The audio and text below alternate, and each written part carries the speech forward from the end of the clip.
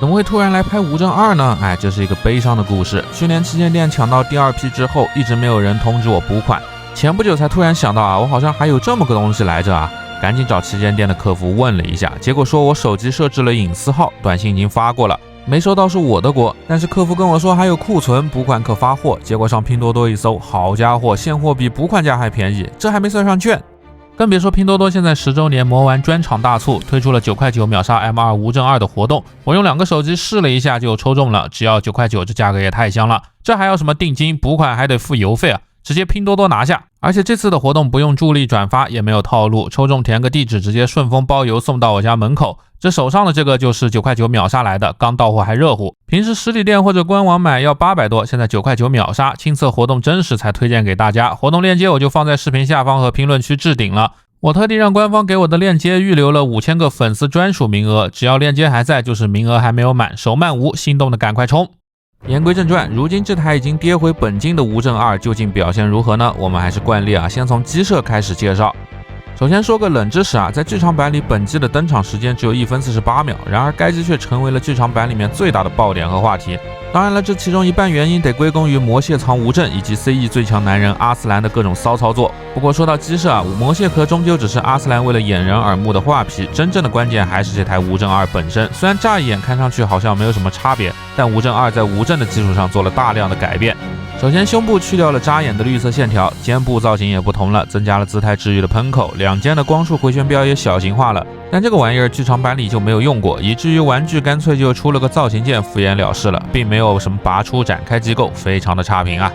那继续来看到腿部的造型也是做了改变的，无证2的小腿用的是3角锥形，喷口也更加扁平，同时裙甲也做出了区别，可以看到前裙甲和侧裙甲散热口的位置做了修改，增加了姿态治愈的喷口。总而言之，整个无证2的造型是更加现代化锐利化的，同时也能看出无证2增加的喷口使得其灵活性有了进一步的提升。除了造型上能看出来的差别外，无证2的机体编号为 ZGMF-X191M2， 不再带有之前的 A 字后缀了。虽然没有实锤的证据但该机很大概率可能并非核能机，并且虽然上次大战无证最后没有自爆，但这架无证2却很可能是奥布曙光社新造的机体。不仅同样配备了最新的全周天驾驶舱，其最大的改进点还是这个大背包是从大凤背包升级而来的 M2X32E 弗兰特斯。该背包依然可以像之前的命运01一样自主巡航，并且新增了更多的武装，比如火箭引擎前端的火箭弹发射槽，两门和之前一样可以自由调整角度的光束加农炮，两侧翼片的尖端其实也是光束炮，所以这个背包上光是远程火力就有8门，另外4个翼片也能展开，和大凤背包一样，每个翼片前端也能安装一柄光束刃。玩具这里当然也是给出了相应的特效件，从火力和实用性上来说，毫无疑问该背包得到了全面的升级，但我个人还是不太能接受这个造型和本体实在有点不搭调，甚至也和魔蝎不搭调，反而更像是曙光社开发的下一代量产背包的实验型。除了背包的4片刀刃以外，红色多刀的2887到底有多少把刀呢？首先就是装在裙甲两侧的2把光束军刀，光束特效还做了特殊的缺口设计。另外和开头定格动画所展示的一样，2把刀也能尾对尾组合成双刃剑，不过使用的自然是替换剑来完成。而最有名的2把刀应该是腿上从膝盖到脚尖的2把光束刃，这次玩具给的刃片分为一长一短2种，短的这个适用于脚掌贴平地面的时候使用，静态展示，而长的则是用于脚背打直之后踢击时的动态展示，这个细节我认为做的是非常的细心的。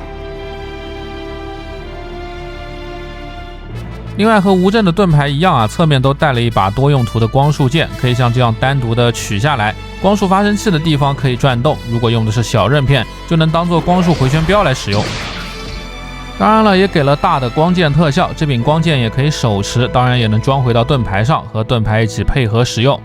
另外作为复合冰装的盾牌自然也配备了这个飞爪钩，通过替换剑的方式进行替换。话说这次戴哥也真的是挺良心的，藏在盾牌里的造型件表面也没有敷衍，给了涂装。那作为物理武器装备的飞爪，不知道能不能被算作是一把刀呢？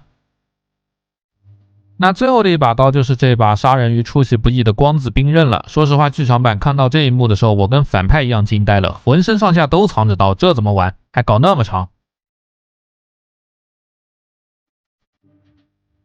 所以总计下来，包括头部1把，背包4把，两肩部2把，两腿部2把，盾牌上有2个，加上腰间的2把，一共13把刀的刺猬高达就此诞生了。当然了，就和背包一样，不仅刀多近战强，而且还藏了很多的武装。首先就是这面盾牌，除了作为实体盾以外，这个六边形的部分能产生光束盾牌。比较可惜的是，玩具这里并没有给渐变的涂装。由于光束盾的产生机理和光束剑一样，所以也具有破坏性。因此，阿斯兰不仅拿它来防御，更是多次用盾冲来进行攻击，不愧是近战的 King 啊！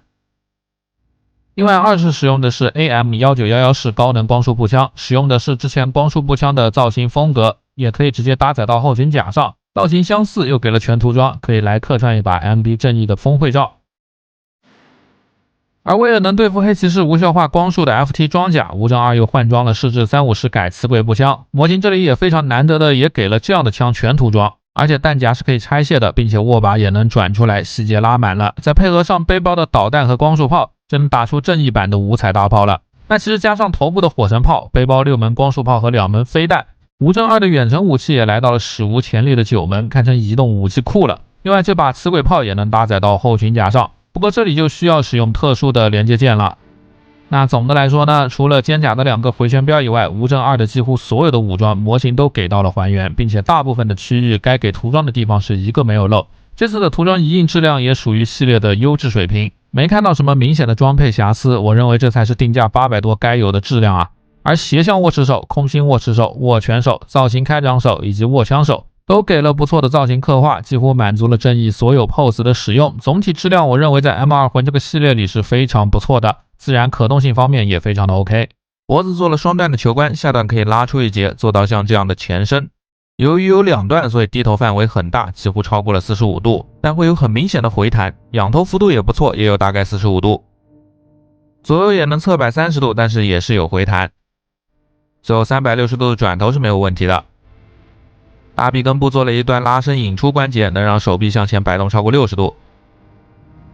向后摆动也有30度左右。大臂根部是球冠，可以360度正常大风车。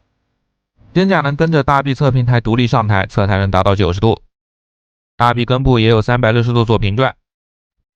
虚肘也很给力，双段关节能弯曲接近180度，稍微差了一点，但也很够用了。手腕这里还给安排了一个球冠转轴可动，大概给了20度左右的摆动范围。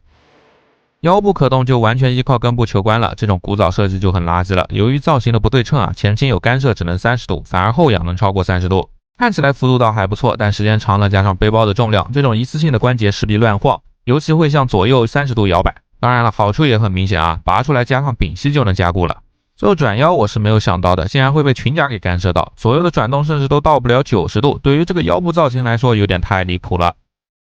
不过裙甲倒是都给了不错的避让幅度，前裙甲能上抬超过90度，侧裙甲装了光剑的情况下也能上抬90度，后裙甲也能抬起75度左右。在几乎没有干涉的情况下，前踢能正常达到90度，后踢也基本能达到90度，侧踢同样如此，稳稳的达到90度。大腿根部也给了360度平转在胯部的下段。不过屈膝又出了幺蛾子啊，是真的没考虑到造型的干涉吗？也不给内缩的关节，这个弯曲感觉连120度都没有。脚踝关节这次比较奇特啊，可以看到内部是一个球冠，上抬能接近60度，不过向下翻就几乎没有什么可动了。这主要是因为前脚掌还给了一段球冠的设计啊，这样的设计不仅让前脚掌能向下翻超过90度，让脚部整个折叠，同时整个前脚掌也能做360度的旋转。那这个时候如果单看后脚跟的接地范围的话，大概也只有向内40度左右的摆幅，而向外的幅度大概是不到30度的样子，毕竟这是球冠的可动。总结一下，虽然关节都是老式的设计，缺少联动，但整体的可动水平依然是很优秀的，几乎你想掰的所有 pose 都能满足。大量的球冠其实也比较方便，之后松了加固。作为一台人气机体来说，做成这样已经很不错了。现在价格也回落了，值得一收。不过戴哥现在全线涨价的定价，还是让人买着肉疼啊。好的，那么以上就是本期评测的全部内容了。喜欢我的视频的话，记得点赞投币一键3连。大家下期再见。